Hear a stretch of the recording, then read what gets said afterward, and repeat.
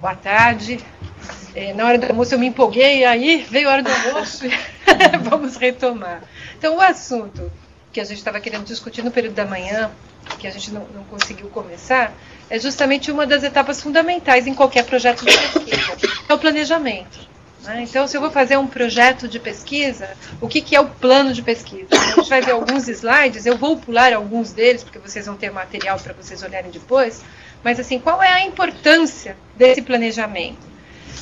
Cada vez é mais importante que a gente aprenda a se planejar, porque no mundo, depois que esses jovens forem para o mercado de trabalho, a grande diferença entre você conseguir desempenhar bem uma função ou não, ela está intimamente ligada com a questão do planejamento, de você conseguir reservar tempo para todas as coisas que são importantes na vida, inclusive para desenvolver os seus projetos.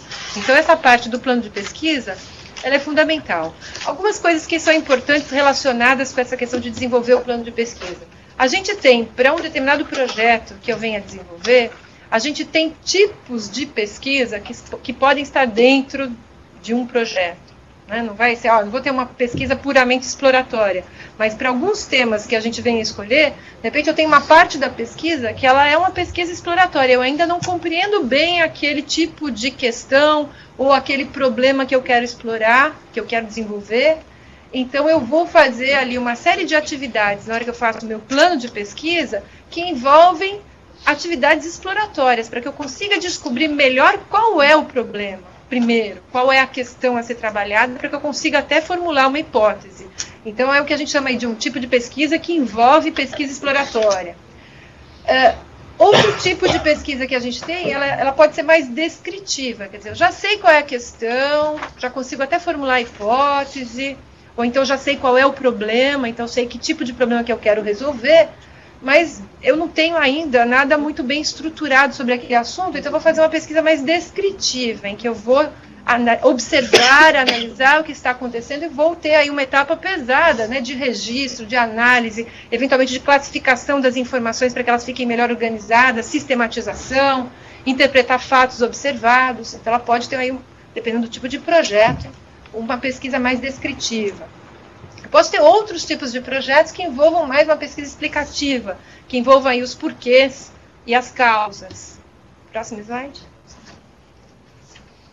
Eu posso ter também trabalhos onde a parte bibliográfica pode ser um pouco mais pesada. Já há muito conhecimento na literatura que eu vou precisar entender primeiro antes de avançar no meu projeto. Então, você vai ter aí um levantamento que pode ser impresso, eletrônico, e a estratégia de como ir acessar essas informações, que tipo de informações são úteis ou não, porque antigamente a gente tinha uma dificuldade. Você precisava encontrar alguma coisa, ia para a biblioteca, então a tua limitação era física, de você conseguir ir a uma biblioteca para conseguir achar as informações. Hoje, quando a gente tem, mesmo que não seja uma banda muito larga, mas quando a gente começa a ter acesso à internet, o problema maior que a gente tem é de como selecionar boas informações, porque quantidade não é qualidade. Então a questão de pesquisa bibliográfica hoje se torna mais importante até do que já foi, porque a gente tem acesso à informação, mas não significa que ela é uma informação de qualidade. A pesquisa também pode envolver atividade de pesquisa de campo, em que, para eu entender melhor aquela questão, ou para eu buscar elementos para fazer a verificação ou não da minha hipótese, eu vou ter que estar buscando elementos em campo, seja na natureza, seja conversando com pessoas, fazendo entrevistas, coletando material. E outro eixo que pode aparecer dependendo do projeto é a pesquisa em laboratório. Então, que você vai criar condições, que às vezes para fazer isso no campo, pode ser perigoso, pode ser demorado, pode ter características inadequadas. Então, eu vou criar uma situação no laboratório, tentando controlar melhor a situação para que eu consiga atacar aquele problema. E é claro que eu vou ter que comparar aquilo que eu fiz em laboratório com aquilo que eventualmente é semelhante, que eu queria entender no mundo real. E aí, no laboratório, a gente consegue fazer uma reprodução mais controlada da situação, controlar as variáveis, que nem sempre no mundo real a gente vai conseguir. Depende, sei lá, variação de temperatura. Se fosse fazer isso no ambiente real, não conseguiria. Próximo. Para levantamento de dados, outra questão que é importante é que a gente pode ter aí estratégias diferentes dependendo do projeto. Então, entrevistas que podem ser diretas, livres, entrevistas mais estruturadas, dependendo do tipo de projeto que vai ser desenvolvido. Dependendo do projeto, eu posso ter também a questão de histórias de vida.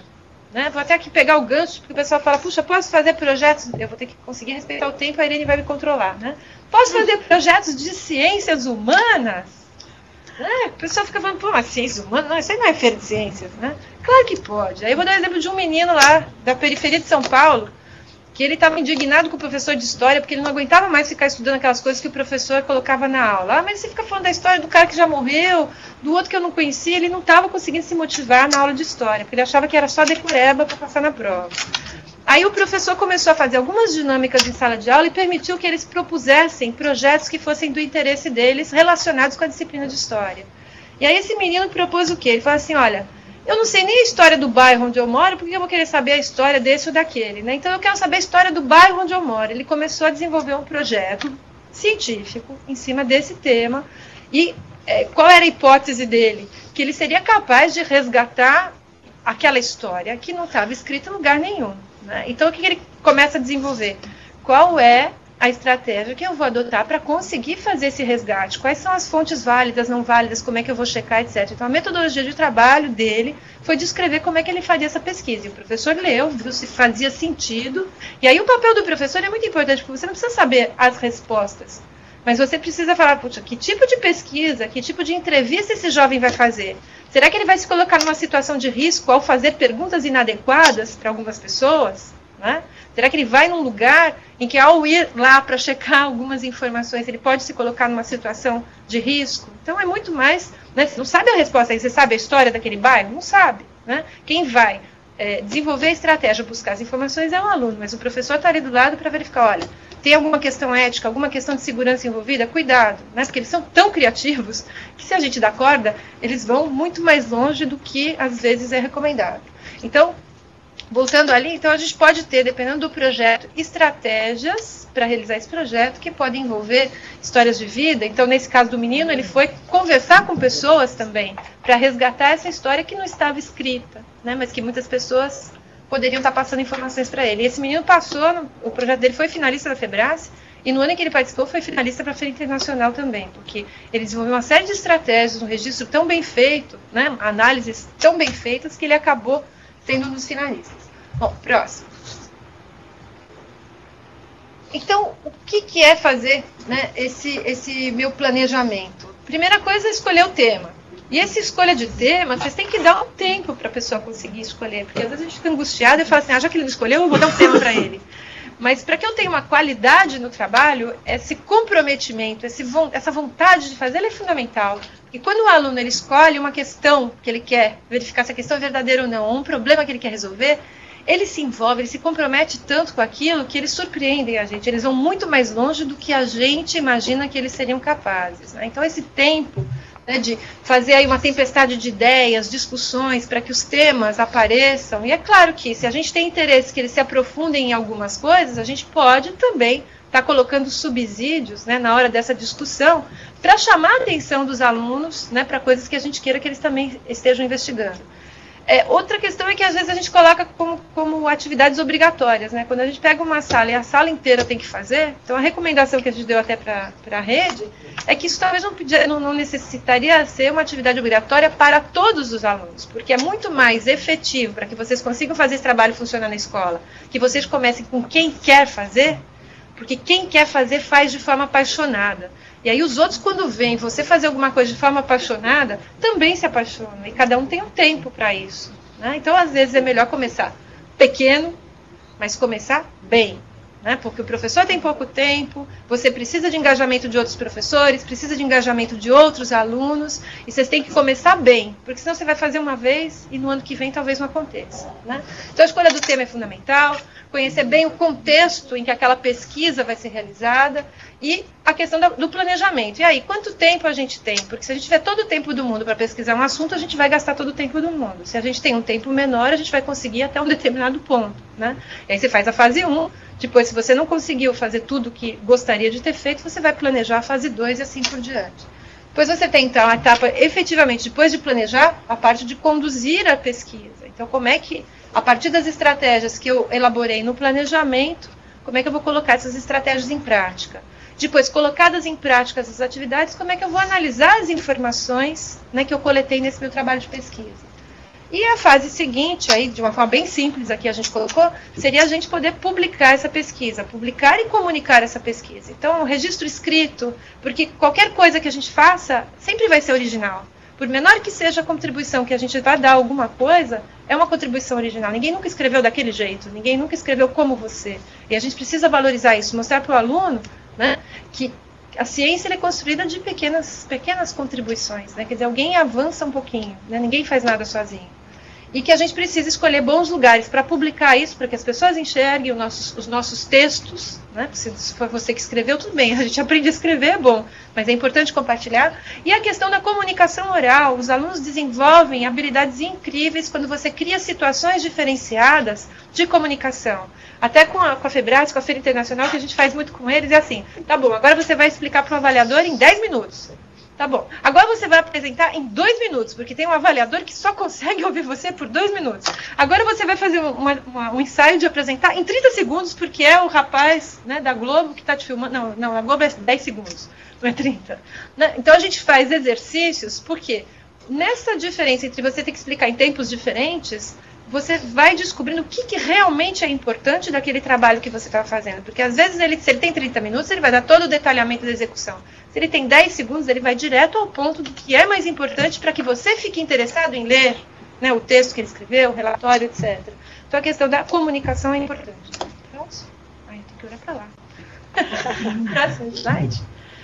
A gente colocou aqui, eu vou ler aqui rápido, a gente tem uma série de textos que falam de elementos. Se vocês pegarem literaturas diferentes, vocês vão ver descrições de quais são elementos importantes no plano de pesquisa. Então, o título, que tem que ser um título bem escolhido, porque o título bem escolhido faz com que você se interesse por ler o trabalho. A apresentação, onde você vai falar como é que você chegou até aquele tema. Próximo. Qual é o objeto, qual é o problema que você está atacando. Justificar por que você escolheu aquele problema. Então, é importante que você consiga escrever isso também. Próximo. A gente está pegando aqui uma referência do professor Severino. Vocês podem seguir essa. Da FEBRAS, a gente simplifica um pouco. No primeiro documento de plano de pesquisa, a gente simplifica um pouco.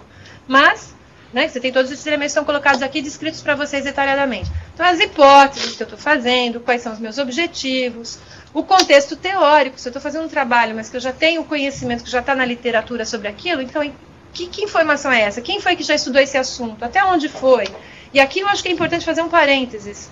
Tomar muito cuidado da gente comunicar para os nossos alunos o quão importante é que a gente identifique as fontes, porque esse negócio, principalmente depois da internet, as pessoas acham que copiar e colar, que isso é perfeitamente normal. Não fazem isso por mal, né?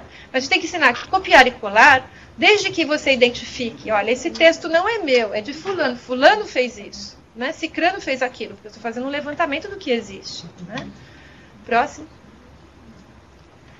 Qual a metodologia a ser usada? Então, para realizar o meu projeto, quais são as fontes, que tipo de fontes eu vou usar, quais são os procedimentos que eu vou usar, onde é que eu vou buscar esses procedimentos, que técnicas eu vou usar, quais são as etapas. Então, antes de fazer o projeto, eu já preciso pensar nisso, porque é aí que o professor vai olhar para verificar se nas estratégias os alunos não estão pensando em utilizar algumas estratégias que envolvam ou substâncias perigosas, ou animais, ou seres humanos, ou mesmo um mero questionário que parece inofensivo. Isso você precisa olhar antes que eles façam.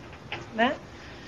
Etapas do processo de investigação e os resultados a serem obtidos. Então você já tem uma ideia, olha, mas você está fazendo isso por quê? E de repente, às vezes, ele vai por um caminho muito mais complexo e não sabe direito qual é o resultado que ele espera obter. Não, eu quero pegar um monte de dados. Aí depois que eu tiver os dados, eu vou ver o que eu vou fazer com eles. Não, é importante pensar antes. Né? Que tipo de dado? E se eu tiver os dados, o que eu vou fazer com eles? Próximo. Cronograma. Então, quanto tempo eu tenho realmente? Né? Porque eu não vou abandonar as minhas aulas. Né? O currículo ali, a estrutura curricular tem uma série de atividades para fazer, tem outras disciplinas, tem outras demandas. Então, qual é o tempo efetivo que eu tenho? O que eu vou fazer quando? Quem é responsável pelo quê? Quando a gente tem um time trabalhando, né? Um grupo de alunos.